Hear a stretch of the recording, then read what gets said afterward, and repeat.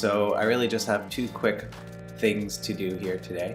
And the first is just to say I have launched Odd Bodies. It is up. Odd Bodies is my new Skillshare class where I teach drawing stylized, expressive people. I already have a few videos here on my channel talking a little bit about it, so you probably know the deal, but if you go to my website, tomfroese.com/teaching, that's where I have all my Skillshare classes listed. Odd Bodies is my latest class. It's been less than a week. I launched the class on Wednesday, and I already have over 350 students and 17 projects up, and that's amazing. The class is already trending on Skillshare, and so far this has been my best, strongest start for a class yet, and I'm super excited about it. So thanks guys so much for your suggestions for a class topic. I really took all of them to heart. There were a lot of great ideas in there, and ultimately I chose to go with the stylized people thing because I feel like it's a very hot topic right now. Thanks also for your patience as I sort of took some time away from these videos to put all my energy and resources into the Skillshare class. Holy smokes guys, there was so much involved in making that class. I don't even want to tell you how long I spent on it, but so far I'm being rewarded for the effort, and I'm really, really grateful for how it's turning out. So my second point today is just a quick little answer to a question that I get a lot. So one of the questions I get asked a lot is, how do I price my work? Or specifically, sometimes people say, how much should I charge for such and such a illustration? Really, I can't answer this. So I'm going to tell you why freelancers won't tell you what they charge for their illustration work. So pricing illustration is not the same thing as, say, if you're a dentist or a plumber.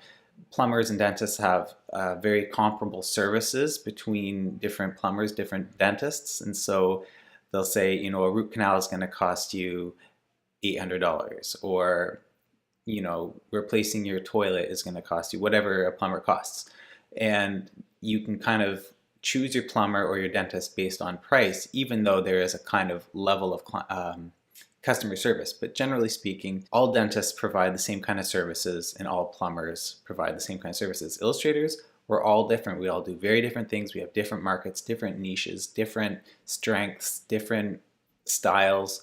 And so there's a lot of kind of more nebulous things to navigate in our pricing structures. So in illustration, we charge based on an amalgam of factors. I would say the very base thing that we work from is an hourly rate or a salary that we calculate on sort of what we need to live off of. So there's lots of free resources out there that help you kind of determine what your hourly rate should be or what your salary should be.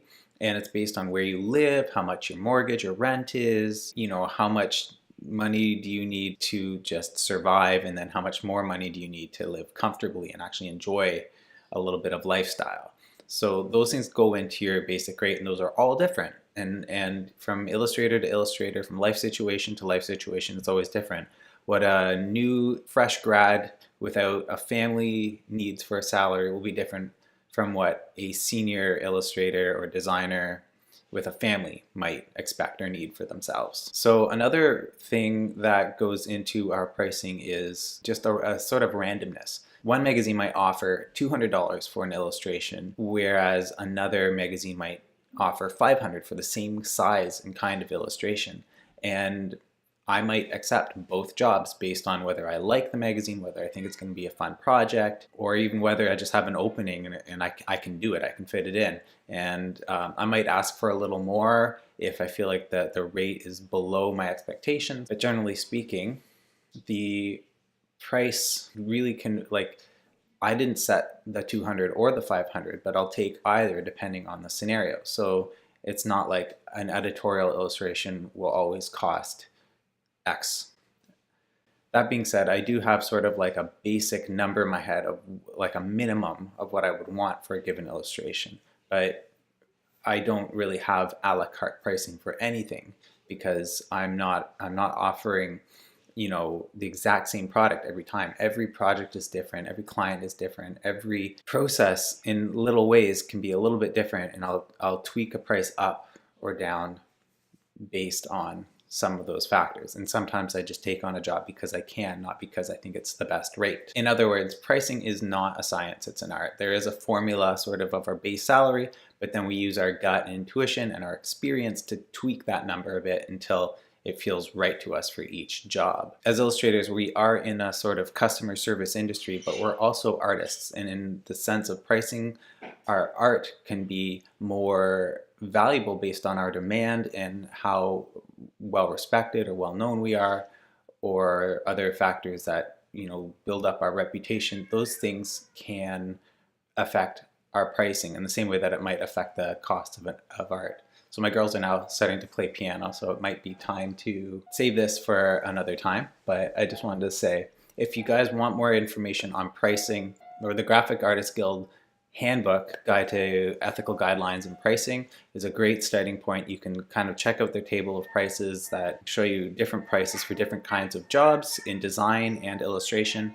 And then from there, you can kind of see where you are in relation to these numbers, and you can determine whether you're too high or too low. And sometimes they're a lot higher than you'd expect to charge for yourself. And in that sense, it can embolden you to ask for what that kind of illustration should be worth, not what you feel maybe it is worth, which might often be too low. So that's generally how pricing works, and definitely why most artists, most illustrators, most freelancers won't share their rates with you in a very direct sense. So if you ever ask an artist about pricing, it's okay to ask candidly about what they charge. If they're willing to share, that's great.